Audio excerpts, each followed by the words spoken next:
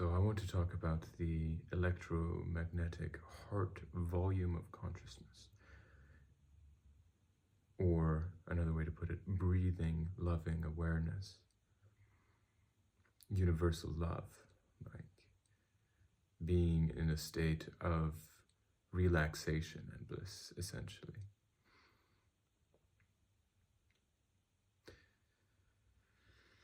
So let's break it down a little bit, like heart volume of consciousness. What is meant by this? Well, any volume just means like the volume of music. Is it at 20%, 30%, 40%? So your conscious sensation is at a moment split between mind activity, thinking directed, planning, spatial awareness, visual sensation, sounds, tastes, touches, the feeling in your body and the feeling in your heart. And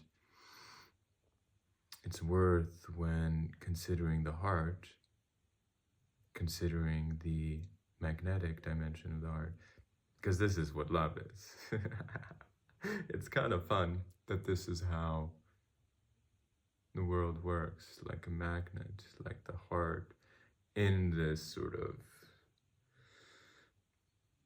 vibration together with the core of the earth through gravity and this magnetism.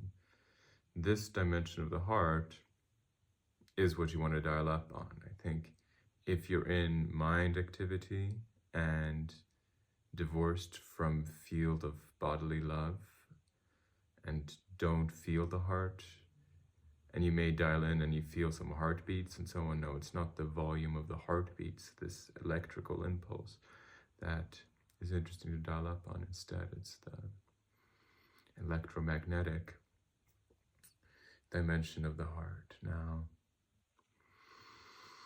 another way to put the electromagnetic heart volume of consciousness is just the degree to which your consciousness is in a moment breathing loving awareness. So to stabilize with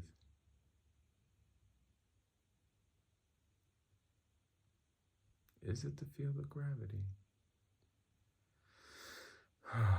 Is it the field of other people's hearts pumping energy? Like, this are many curious riddles in what would be the path of enlightenment for the human being. What would be the path to making Earth a kind of utopia where all beings are in this quasi-love state, enjoying each other and nature, basically the path of the heart. So try to unravel the mysteries, and in fact the purpose of this video is to try to figure this out right now. So breathing loving awareness, it's so subtle. It's another volume of consciousness that is worth considering, and perhaps it has an easier entry point to the mind, is the breath. And the thing with the breath is there exists a natural breathing pattern that is this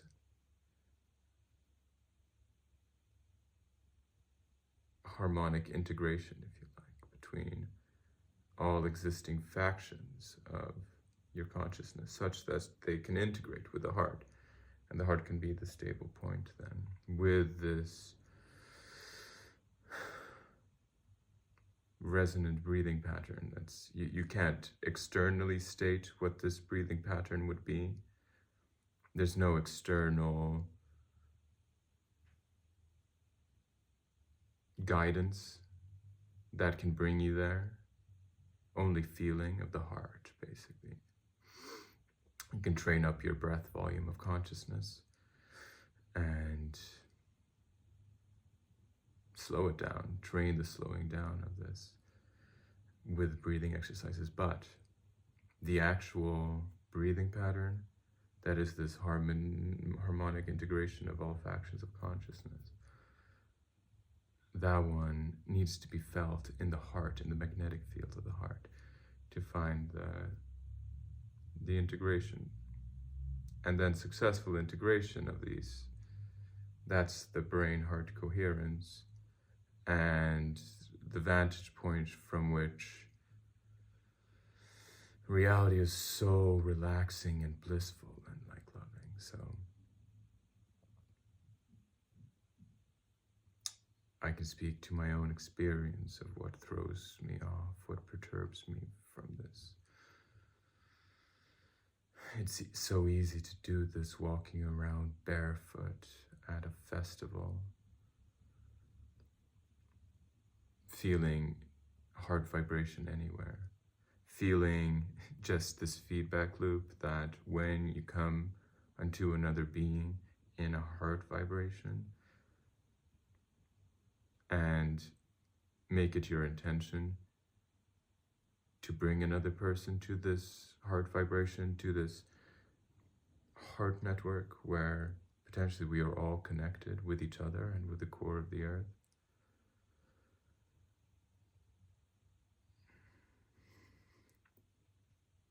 When you come back into a city and there are all these vibrations and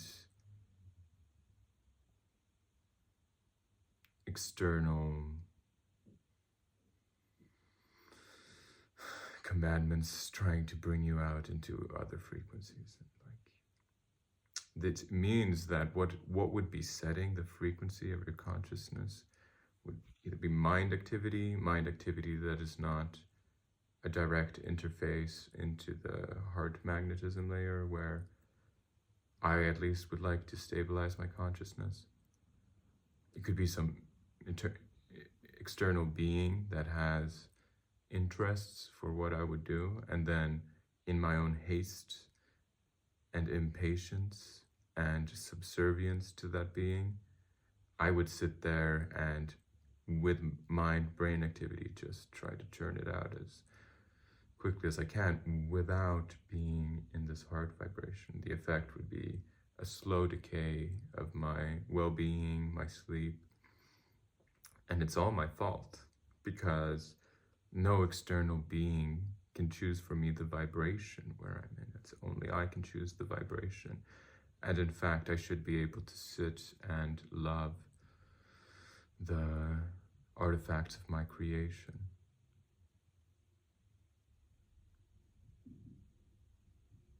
The computer that I work with, and still continue to serve the oceans or what work may befall my plate that day. But the price tag of this is so enormous. The price tag of navigating reality not in this frequency that I'm describing, of this electromagnetic heart space as the stable point, as basically what chooses vibration, as what chooses the directions that we go, the beings that we come in contact with and talk to, the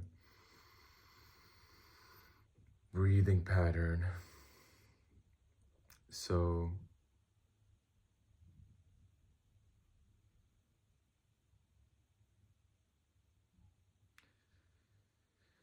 it's so much fun to go into this, what is in fact a reality, but since the reality that we're talking about is a social construct where, you know, what is going to make it into the things that we're talking about is the access point to it. And since, in my experience, relatively few people are walking around in this heart vibration, the phenomenon that we're all connected in a heart network, that you can just sit there and navigate reality telepathically, like directly in this quantum realm of the whole multiverse, essentially, where we can just propagate love signals across the whole earth.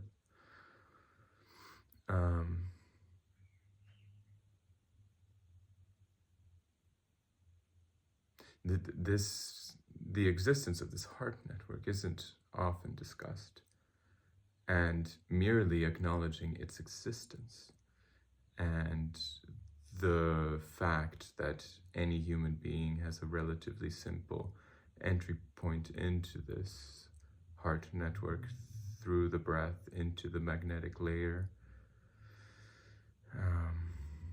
yeah, gives me a lot of hope and a lot of love. And it's so much fun to guide human beings into this heart network. So anyway, some thoughts on heart network, and yeah, please let me know what your experience of heart consciousness is like. So, okay, have a nice day.